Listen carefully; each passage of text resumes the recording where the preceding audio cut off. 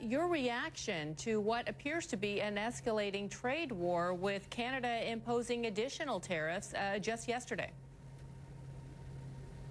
Yes, so we are very much about policy over politics. So our reaction to the tariffs was to focus in on policy, work through the conversations that we can have with the WTO, NAFTA, Chapter 20, and access to other markets. The fact that Canada has imposed some tariffs back feels good as a Canadian, but for business, it's not good in any sense to have tariffs either way. We believe in free trade, and I think it's going to impact the consumers in a way that we haven't seen yet before.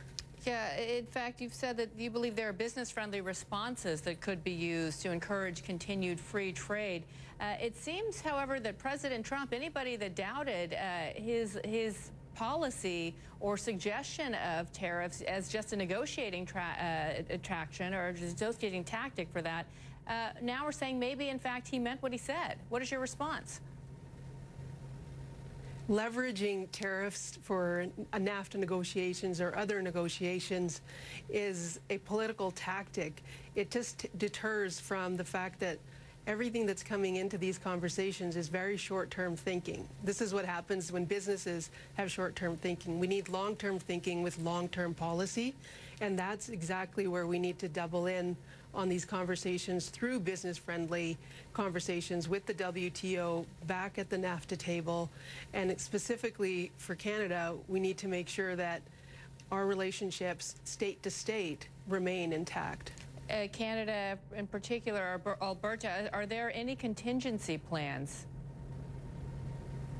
Well, the federal government has put in place a stopgap similar to what the United States has done with appeals on the Section 232 tariffs. However, for Alberta and the Pacific region, we have a very strong and healthy economy here, and we are looking at new markets.